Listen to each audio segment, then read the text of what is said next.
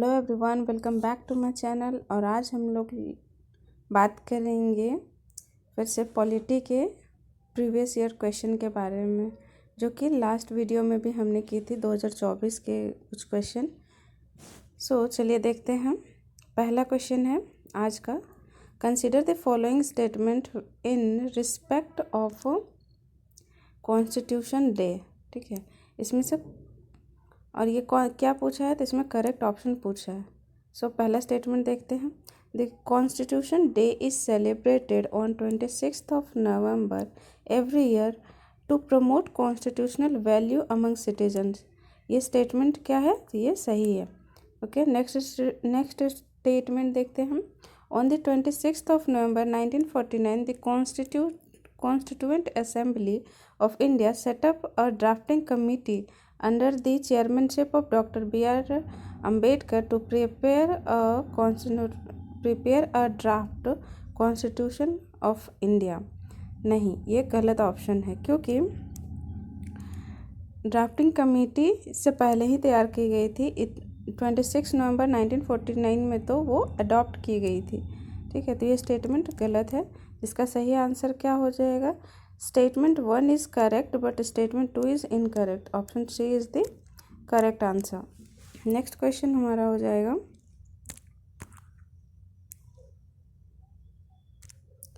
What is the exact constitutional status of India on 26th of January 1950।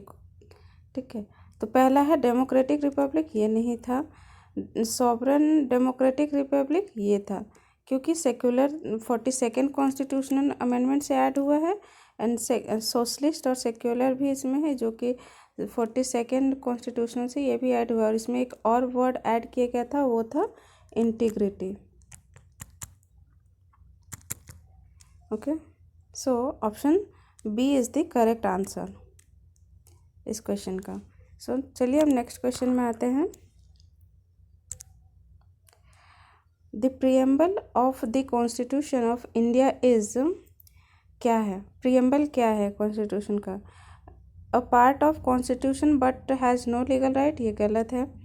Not a part of constitution and has a legal right, ये भी गलत है।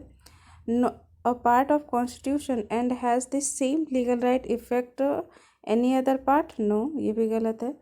And last option है a part of the constitution but has no legal effect independently on the other part, D is the correct option। Okay, Berubari case जो 1960 में आया था, वो इसको बोला था not a part of the constitution, but बाद में केशवानंद भारती केस 1973 में इसको बोला था कि इसमें थोड़ा सा देखने की ज़रूरत है, इसको कंसिडर किया जाना चाहिए as a part of constitution. Okay, next question में हम आते हैं। क्वेश्चन है, कंसिडर द फॉलोइंग स्टेटमेंट दिया है दो, उसमें से करेक्ट ऑप्शन चूज करना है। Okay, so the constitution of India defines basic structure in terms of federalism, secularism, fundamental right and democracy. क्या स्टेटमेंट सही है? नहीं, ये सही नहीं है, क्योंकि कहीं भी बेसिक स्ट्रक्चर को डिफाइन नहीं किया गया है।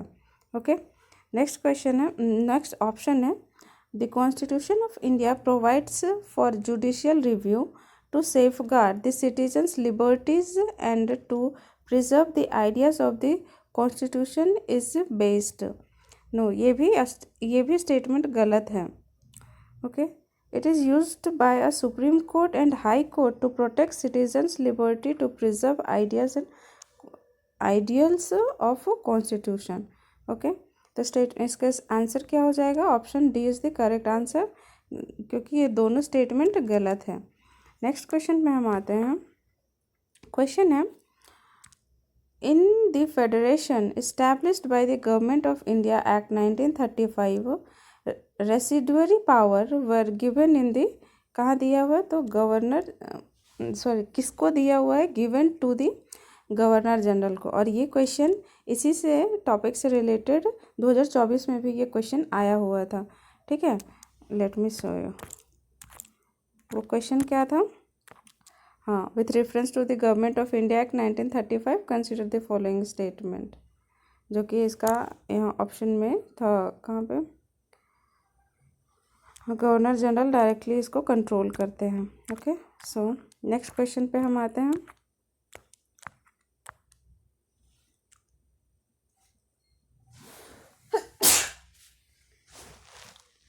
कंसिडर द नेक्स्ट क्वेश्चन है हमारा, the mind of the maker of the constitution of India reflects in which of the following, किस में रिफ्लेक्ट करता है कि कॉन्स्टिट्यूशन जब बन रहा था हमारा तो उस टाइम जो बना रहे थे उनके दिमाग में क्या चल रहा था, तो वो था प्रियम्बल। ओके, नेक्स्ट क्वेश्चन में हम आते हैं, वो है which of the following objective is not embodied in the preamble to the constitution of India. Preamble में कौन सा इसमें से स्टेटमेंट दिया उसमें से कौन सा नहीं है? लिबर्टी ऑफ थॉट है, इकोनॉमिक लिबर्टी देखते हैं, लिबर्टी ऑफ एक्सप्रेशन ये भी है, लिबर्टी ऑफ बिलीफ ये भी है, बट इकोनॉमिक लिबर्टी कहीं मेंशन नहीं किया गया है प्रियम्बल में। So option B is the correct answer इसका। नेक्स्ट क्वेश्चन हम देखते हैं, consider the following statements, a constitutional government is one of which, इसमें से क्या है? प्लेस, ऑप्शन देखते हैं हम, पहला स्टेटमेंट है place effective restrictions on individual liberty in the interest of the state authority. क्या ये स्टेटमेंट सही है? लेट्स सी, नहीं, ये स्टेटमेंट गलत है। दूसरा क्या है? Place effective restrictions on the authority of the state in the interest of individuals liberty, ये ऑप्शन सही है, तो इसका आंसर हो जाएगा B, option B is the correct answer. Next question है हमारा इकोनॉमिक जस्टिस।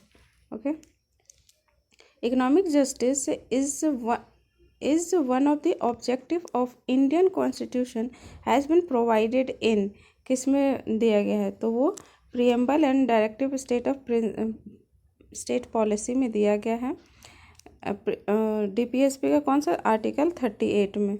ओके, जो बात करता है state shall to promote the welfare of the people of India by securing and protecting their social, economic and political justice. Okay, next question पे हम आते हैं, वो है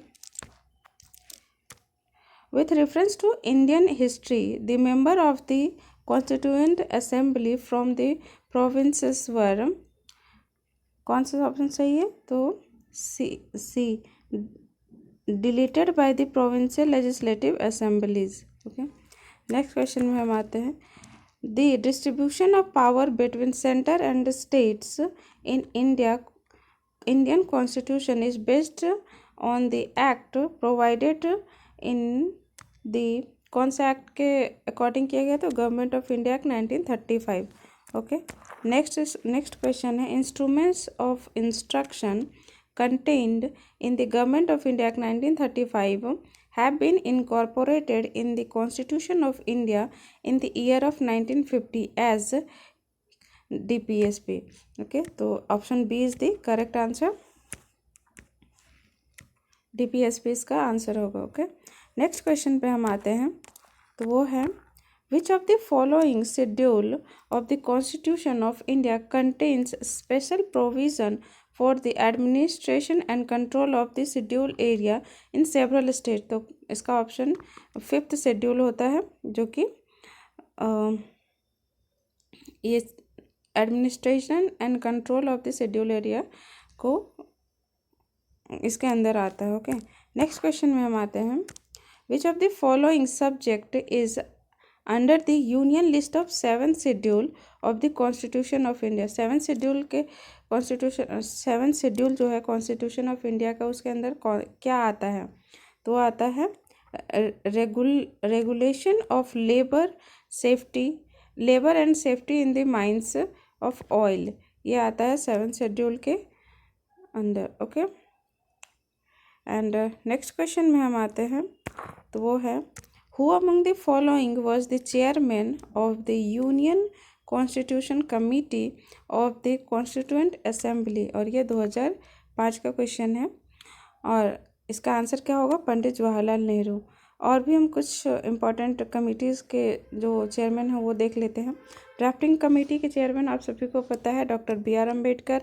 स्टीयरिंग कमेटी के chairman doctor Rajendra Prasad. Union constitution committee के chairman Pandit Jawaharlal Nehru. And rules of procedure committee के chairman doctor Rajendra Prasad. Okay, आगे हम लोग देखते हैं next question. Consider the following statements में से कौन सा स्टेटमेंट करेक्ट है। तो पहला स्टेटमेंट है the constitution of India has 20 part. क्या स्टेटमेंट सही है? नो, तो कॉन्स्टिट्यूशन के पास 20 पार्ट नहीं है। Okay, and next question, next option है इसका देयर आर 390 आर्टिकल्स। नो, ये भी गलत है। And 9th 10th 11th 12th schedule were added to the constitution of India by the constituent amendment act। ये सही है, तो इसका only 3 option is the correct option, जो कि ऑप्शन नंबर सी है। ओके, सो आगे देखते हैं next question. With reference to the constitution of India which one of the following pair is not correctly matched. इसमें से कौन सा पेयर करेक्टली मैच नहीं है। तो फॉरेस्ट किसके अंदर आता है, कॉन्करेंट लिस्ट में, correct. And stock exchange concurrent list में, देखते हैं। And post office saving bank union list, correct. Public health वो भी स्टेट लिस्ट में आता है। ओके, तो इसका ऑप्शन सही कौन सा हो जाएगा, तो वो हो जाएगा option B, stock exchange concurrent में नहीं, यूनियन लिस्ट में आता है। ओके, नेक्स्ट क्वेश्चन देखते हैं। इसमें मैच करना है कौन सा करेक्टली मैच्ड है। ओके, तो पहला है item in the Indian constitution और दूसरा कंट्री फ्रॉम जिससे लिए हैं। ठीक है, तो पहला कौन सा है, DPSP किससे हम लोगों ने अडॉप्ट किया है, तो वो है आयरलैंड। ओके, तो इसका हो जाएगा DPSP आयरलैंड। तो पहला का 3, तो ये दोनों में, तो ये दोनों ऑप्शन ऐसे ही हट गया। फिर दूसरा फंडामेंटल राइट, फंडामेंटल राइट हम लोगों ने किससे लिया, तो वो USA से, तो हो जाएगा B का 5, ये दोनों अभी भी है। And concurrent list in union state relation, ये हमने किससे अडॉप्ट किया है, तो वो है ऑस्ट्रेलिया से। तो ये option D is the correct answer, क्योंकि और last one India as a union of state with greater power to the union, ये हमने किससे लिया है, तो वो है कनाडा से। ओके, सो इसका option D is the correct answer. And आगे देखते हैं next question. The 9th schedule of the Indian constitution was added by. 9th schedule Indian constitution में किसके द्वारा ऐड किया गया है, कौन से अमेंडमेंट के द्वारा ऐड किया गया है, तो वो हो जाएगा, इसका आंसर हो जाएगा फर्स्ट अमेंडमेंट। ठीक है, 1951 में हुआ था वो। ओके, नेक्स्ट क्वेश्चन हम देखते हैं। मैच ऑफ द फॉलोइंग ये भी है। तो पहला है द कॉन्स्टिट्यूशन 1969 अमेंडमेंट, जो कि 1991 में हुआ था, वो किस चीज़ के लिए किया गया था। ठीक है, तो इसका हो जाएगा ये according to the status of territory of Delhi, तो 1A का हो जाएगा 5, तो कहाँ ये दोनों में है, तो ये दोनों खत्म ऑप्शन। दूसरा है the constitution 75th amendment act 1994, तो वो किसके लिए था, तो वो establishment of state level rent tribunals, ये इसके लिए था। ओके, तो ये दोनों ऑप्शन अभी भी हैं। तो देखते हैं next, the constitution of 80th amendment act 2000, ये किसके लिए किया गया था, तो ये किया गया था exception of the recommendation of the 10th finance commission के लिए 80th कॉन्स्टिट्यूशन अमेंडमेंट किया गया था 2000 में। एंड लास्ट वन हो जाएगा the constitution of 83rd amendment, ये किसके लिए किया गया था, तो वो किया गया था no reservation for schedule caste in panchayat in Arunachal Pradesh. Okay, तो option A is the correct answer. Next question पे हम आते हैं। इसमें match list 1 and 2 and select the correct answer using code. Okay, तो इसमें पहला देखते हैं आर्टिकल 54 किसके लिए बात करता है? तो election of the president of India, correct. 75 appointment of the prime minister, correct. 155 appointment of the governor general of state, correct. 164 appointment of the chief minister and council of state.